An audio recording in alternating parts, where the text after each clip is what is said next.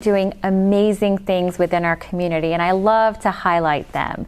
Thank you for tuning in. Today we have a wonderful guest. Her name is Dr. Sana Syed. Thank you so much for joining us today, Sana. Thank you for having me. Sana will share her story of who she is, what she's doing, and so I'm so excited for you guys to hear her. Sana, we'll get right into it if that's okay. Yeah, that's great. Awesome. Thank you so much for joining us today, and we'll just get right into it. To the viewers, what is your story? Who are you? Yeah. Well, I've been a part of the community here for decades now, and I am originally from Fort Worth and was, in the TV circuit for a while, so worked my way up in television, eventually became a news anchor and reporter. I was a reporter in this market for Fox 4 and CBS 11, and then I decided to shift into government. So I was a spokesperson for the city of Arlington and then the city of Dallas. City of Dallas was quite a task because I had the public information office, and as spokesperson, I was overseeing some of the biggest crises our city faced, right? So that included the Ebola crisis, the historic ice storms, historic flooding, and then July 7th when 5 officers were killed in downtown Dallas in 2016. So at some point after that, I decided to part ways from the city. I finished my doctorate in urban planning and public policy, and I'm now in commercial real estate multifamily, and I oversee community outreach for the firm. And I run my own nonprofit. So the nonprofit is a big part of my heart. It's called Kimia International, and we do documentary films on human rights issues in different parts of the world. Okay. We also run a program called Fight Club, which is a 14-week program that combines boxing, yoga, and therapy for women who are survivors of trauma. And the program, we run it in Dallas. So that's kind of, big picture. That's a lot. So let's kind of backtrack a little bit and talk about your time on TV. Yeah. How was that experience? What inspired you to get into that field of work? Well, my parents are both news junkies, and so growing up, we'd watch the news every evening. It was a ritual. I think it was a generational thing. It probably was. And I grew up watching Peter Jennings, and I loved Peter Jennings. Yeah. My nanny would actually call him Peter Johnny. She had this nickname for him. She watched Peter Jennings religiously every evening. And so, growing up, it was really a dream that I wanted to chase. Could I be on TV and be a journalist and tell these amazing stories and represent our community and in our ethnic background. And so I distinctly remember I had people tell me, like, you can't make it, right? Like it's not for Muslim people, can't get into that, and like you're a woman and it's going to be difficult for you. And the doors were there, the hard work was put in and the doors opened, and it was amazing being able to connect with people at that level. And it's also difficult because you meet people sometimes at the most vulnerable point in their lives. And so, there are these stories that have the most impact and they stay with you forever. And, so whether it's a funeral or a celebration, I'm doing the story on one of the first in vitro cases in the country. It's definitely been, it was an amazing journey, but also spending your time telling stories. It was one of the best parts of my career. Well, one of the stories you mentioned was the Dallas police officers on July 7th. And I remember watching news when it was happening and seeing people, find cover and everything like that. Could you talk about that experience for you as a journalist?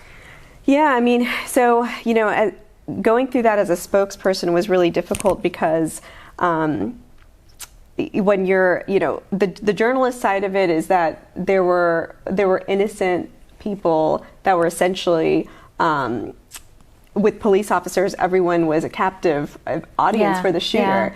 And so you had so many people who were vulnerable, and a lot of people could have died that night.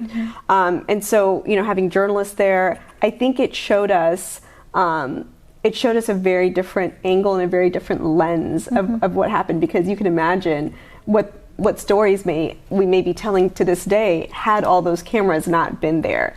So the journalism value of covering news is so critical, right? And the media continues to struggle with funding and finding its place in society and being threatened.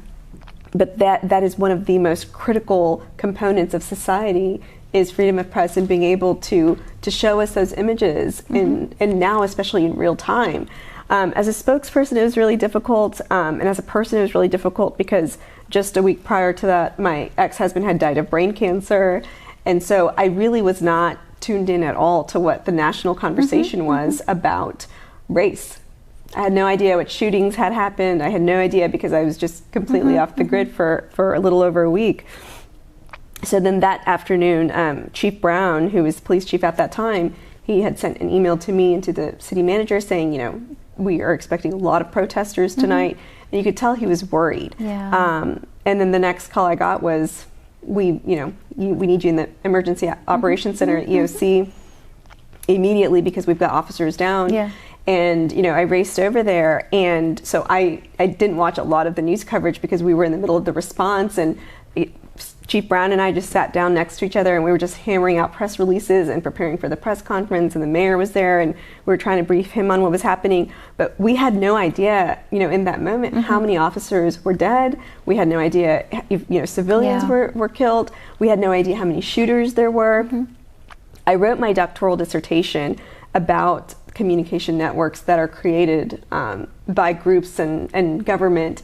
And so, you know, I had an opportunity to interview a lot of the officers and people involved with July 7th. And, you know, one of the officers whose team was the one that was attacked and ended up being killed by the shooter, he said, you know, the same tactics that are taught to us to protect our country were being used to annihilate us. Oh my gosh. And so, you know, just like really diving into the stories from the people who were there that night and from members of SWAT, and they'll tell you that, you know, when the shooter was at the end of that event, and he and SWAT were in a standoff essentially. He was threatening to kill more officers, and there was no way for us to get to him without putting more officers' lives in danger. And Chief Brown was not willing to do that, and so someone, you know, the SWAT team basically made the suggestion, like, we can do a robot, right, and resolve the situation, and that's why that decision was made. So a lot of lives were lost that night, and it was the summer of death. I went to 5 funerals in 3 weeks. And it was something that I think I'll always carry with me. You don't ever really let something like that go. And, you know, I think because of that, you know, when I look at our community today and I see all the protests and how much momentum there was last year to create some amount of change in policy and how minority and the Black community are treated, I'm looking for that still. I want to see that in our community. I want to see a deliberate effort made toward healing. We're still not addressing that from a policy standpoint, and I think that there's a lot more room. And I think that's a lot of, it's the politics that gets involved in that. But healing, you mentioned, that word is absolutely necessary, right? So you hear healing, you hear unity, and can you talk about, so you mentioned your nonprofit. Can you talk about some of the work that your nonprofit does? Yeah. So I started Kimya when I was a journalist at CBS 11. And I knew I wanted to tell stories about people who were making the world a better place. And so the first documentary we did, it's an award-winning documentary from Cambodia. And we followed this husband and wife who moved with their 3 young kids from the US to Cambodia to transition young girls out of brothels. So, you know, we went to the red light district in Cambodia. We spent a lot of time with some of the women who were being sold and with the girls who were in the trauma therapy programs that they had in Cambodia. So how did you find out about this couple? It was actually an interfaith group that I was a part of. And one of the women in the group who became a dear friend, she was like, you know, you should really talk to this couple. Like, they're doing amazing work in Cambodia within the space of human trafficking. And sure enough, I, you know, worked with them, and we did research for 1 year preparing for this shoot. And then we were there on the ground for 1 week, and you know, learned so much because when I was a reporter here, I actually did a piece going into the Super Bowl about human trafficking and how, you know, these events attract that kind of business. So you'll see an influx of trafficking during these major sporting events. So during that story, you know, I'm talking to a woman who was trafficked from Harry Hines, And, she was picked up by a man at a bar.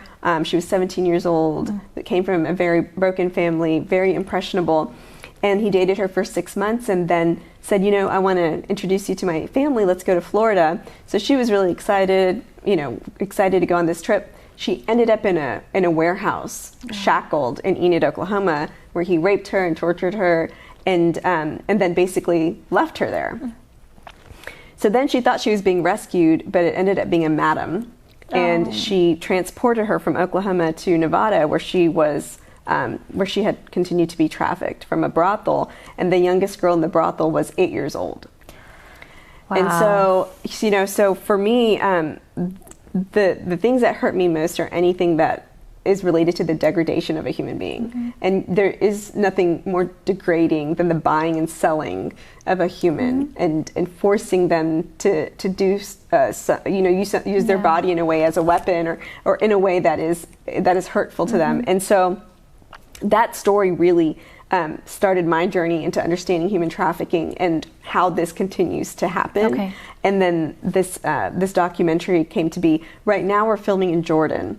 Okay. So we actually went to Jordan with a team, and Sheikh Omar Suleiman actually helped make that trip happen and joined us there for a portion of that trip. And there we're focusing our story on children of the refugee crisis. Wow. Okay. So there's a young girl named Lena, and her mom had died of diabetes a few years before the Syrian refugee crisis started, and then her dad actually was, and he helped them get across the border to the refugee camp, to the UN sanctioned camp in Jordan, and then went back to Syria and was killed by the regime. Okay. So she and her two brothers became orphans, and she wanted to become an attorney and exact justice on this world. Oh, wow. And there's another girl who was further into the desert in one of the camps close to the border. And her story was that her dad died a few weeks before she was going to be enrolled in school. And she was begging us, how can I get into school? All I want to do is learn. Just please help me get into school. Well, the semester that she was finally able to get into school, she got married that summer. So so she's not in school anymore. And I think this just goes to the point that the refugee crisis takes a generational toll on human beings and families. Yeah. And then in particular, in that case, what we see what young girls go through. To keep them safe. So when is that documentary going to come out?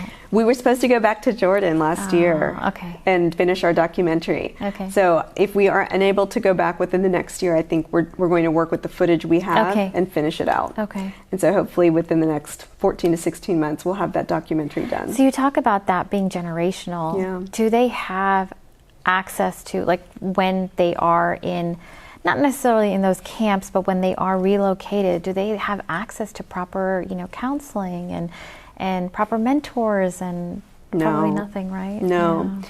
And Jordan took on a lot. It essentially took on a fifth of its population overnight. Wow. And so you can only absorb so much as a country, right? And so you are looking at that generational gap now in knowledge being created because so many children are falling behind. There was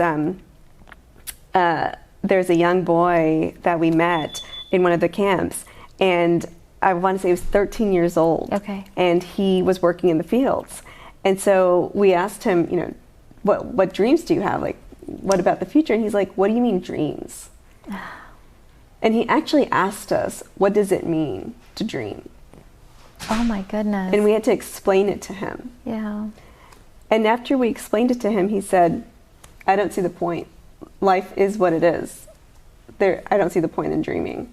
Wow. 13. Yeah, 13 years old, working in the fields to support his family, a refugee family in Jordan. And that's what he said, that what is the point of dreaming? He didn't even understand what it meant to dream. And so I think, when you see these stories, these children need our help, right? Yeah. And I feel the stories need to be told because we need to see policy changes. Yeah. Jordan, they have done a lot of good work, but they also don't allow nonprofits to create schools to maintain their integrity of their educational system. But are they extending their educational system to the refugees? No. Okay. And so the far depths of the corners of the country where the camps have been set up, the Helping Hands, which is who we were there with, they essentially have set up learning centers. So they're not schools, right? Because it's basic reading, writing, and math. Okay. And so basically you're talking about elementary level schools, right? And so the young man that we spoke with, he was like, what am I going to do in there with a bunch of kids, right? I need to go work, because it's not able to keep up with the kids and their age range. And then some of them have been out of school for so long, it's too embarrassing for them to go back and go to school with kids who are 7, 8, 9 years old. Right. And so, that education piece, you have, Syria, the population of Syria was over 90% literate before this crisis started. And now you're talking about thousands and hundreds of thousands of children not getting that same level of education that they were getting because they were completely ripped out from their homes. And so kids who were on track to become lawyers and doctors and engineers maybe are going to, be cleaning houses and working their way all the way back up. There was a young boy who we met who was 10 years old, and he wanted to become an engineer so he could go back to his country and help rebuild it. Like these kids have such big dreams, right? Yeah. Some don't understand what the point is of dreaming, and some have so many big dreams that there's no stopping them.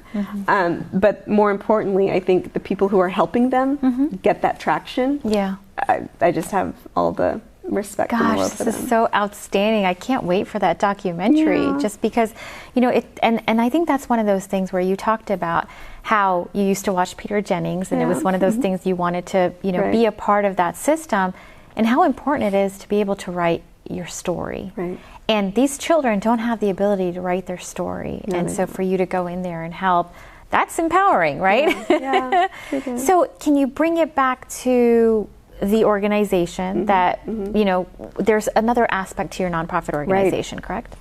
So we have Fight Club, and Fight Club is a 14-week program. And, when you tell the stories of people who have endured trauma, it's really difficult to then not do anything with that pain. And so Fight Club is basically our response to that, to say we want to do something about that pain.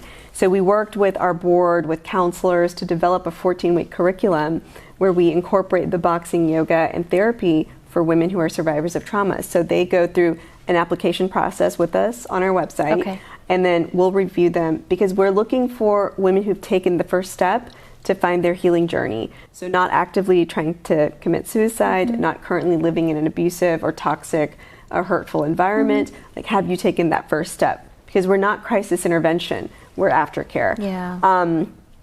And so, what our markers for success are depression, anxiety, and self-esteem. And last year in our first cohort, we saw an improvement in all 3 areas. Wonderful. So the United Way Social Innovation Accelerator Program, it's called SIA, we were a part of that incubator program, and that gave us the seed money we needed to launch last year. So we got another grant in January, and we have funding for 2 years, which we're really excited about. That is outstanding. Yeah, so you're watching Fire Within Her, and we'll be right back.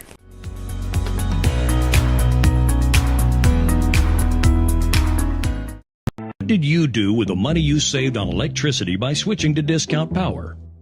I took all my friends out to dinner. I paid off all my credit cards. I took my whole family on a vacation. I bought all this. At Discount Power, saving you money on electricity is our business. What you do with it is yours. Great rates, great service. Simple. Visit discountpowertx.com today and save.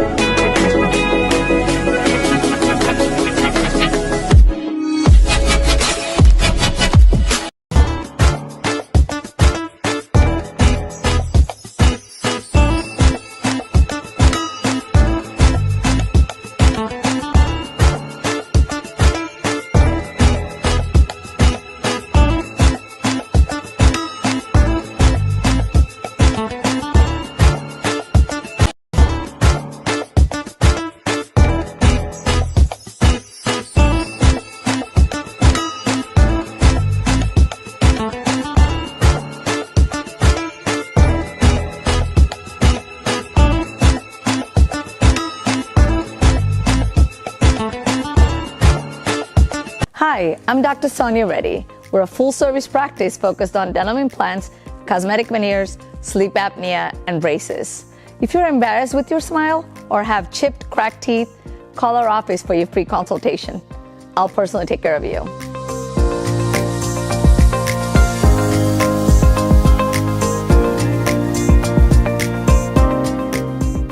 For all your real estate, commercial or residential needs, contact Hassan Sumro at kw.com or call 972-333-4801. Hassan Sumro, Realtor with Keller Williams.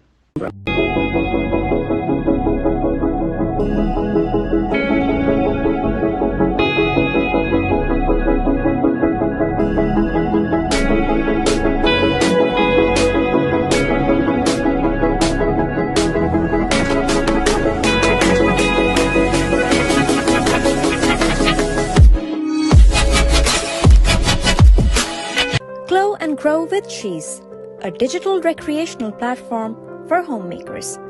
Follow Glow and Grow on Facebook, Instagram, and YouTube because we all could use a little reminder of how awesome we are.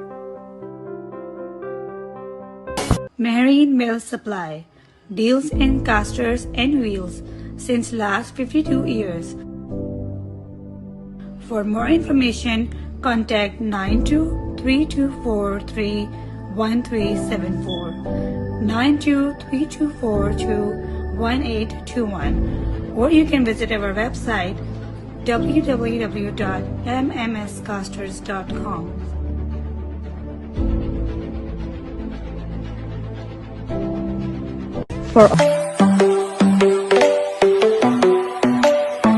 Solar company has an A+ rating with the Better Business Bureau, OneSolarSolution.com. Which solar company offers in-house financing with the best rate and easy approval? OneSolarSolution.com. And which company has the best looking brand ambassador? No one else. OneSolarSolution.com. Look, I know you want solar, and everybody does, but you might think it's expensive. If we can't match your electric bill with our in-house financing, we'll cut you a check or gift card for $25 just for the try. Go to OneSolarSolution.com today.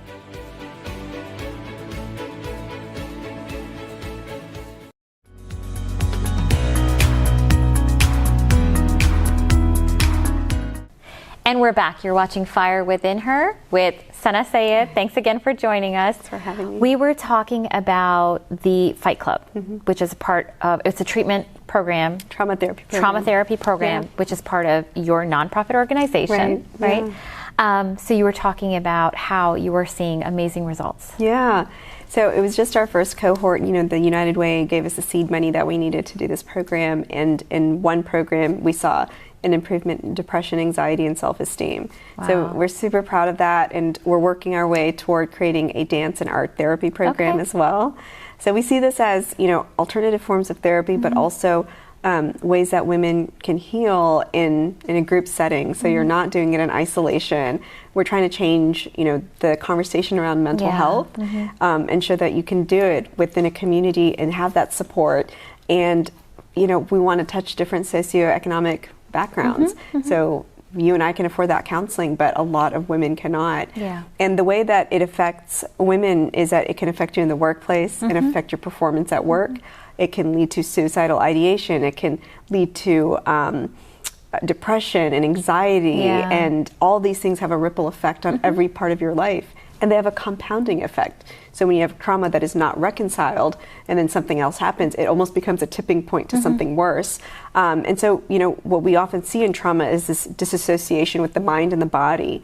And so our programs are really meant to help reconnect the two and create that relationship again between the mind, body, and self. Okay, well, that's amazing, just the fact that you've thought all that through, right? And so that's great.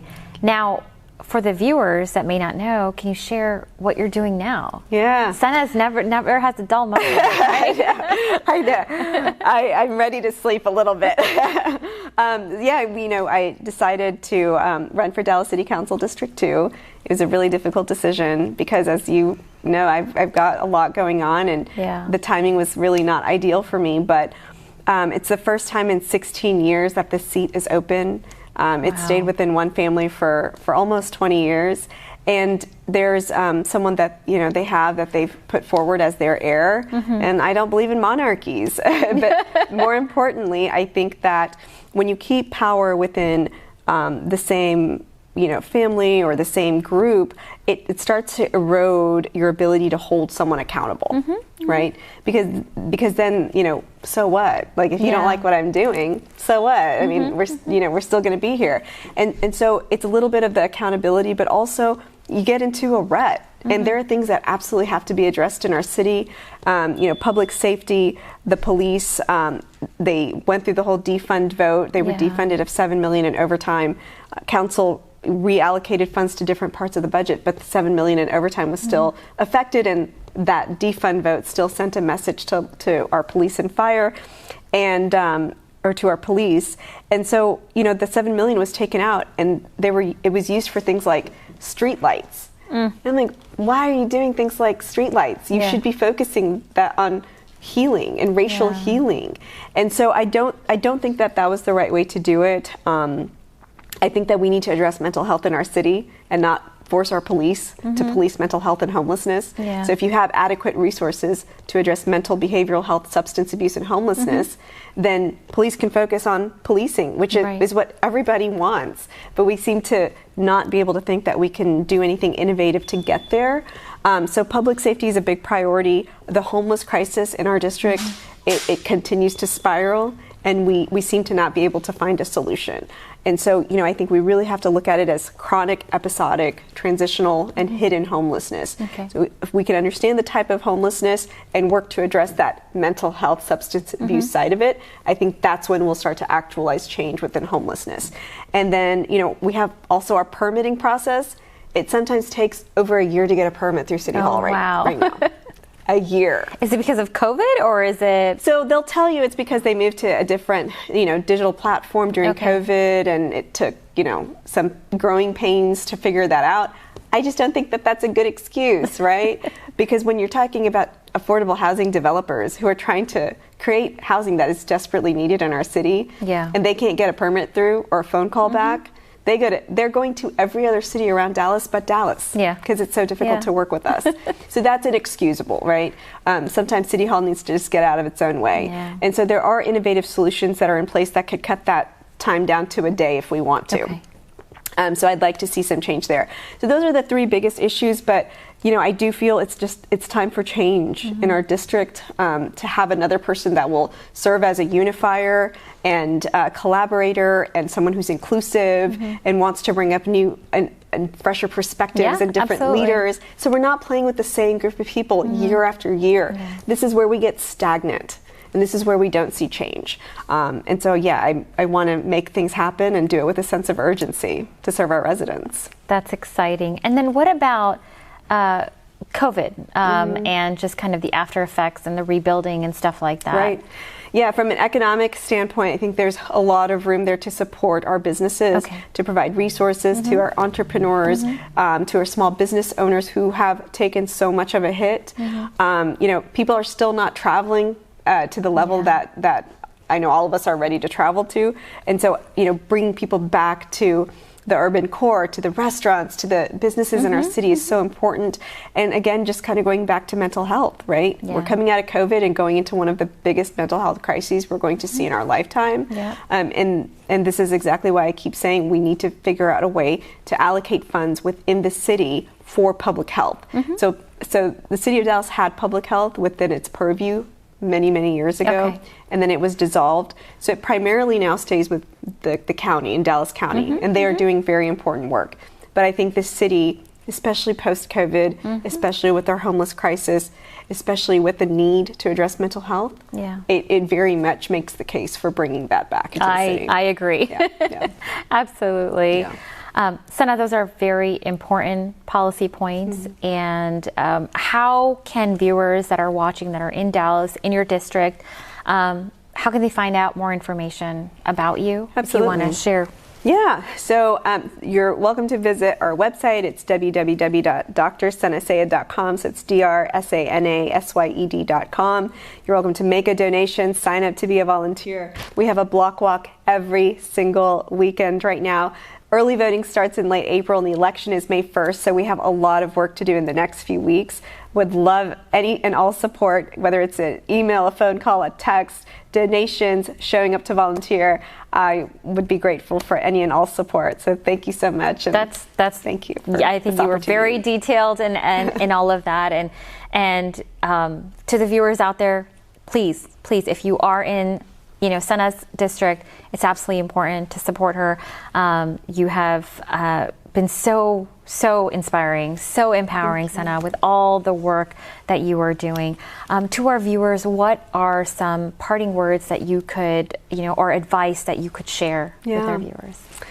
Well, I mean, I'll tell you that, running a campaign is really difficult because you have to make yourself so vulnerable, but we need to continue to find these opportunities to serve our community, and whether that is volunteering with a nonprofit, whether that is, volunteering at your school, finding ways to give back to the community, because that is how I feel that we fulfill ourselves and fulfill our purpose and show our neighbors that we care about them. And it brings us the energy to live happy and healthy lives. So I think that's what I would say. That's perfect. Yeah. Well, thank you, Sana. Thank you for joining us today. I appreciate you. And until next time, you're watching Fire Within Her. Thank you.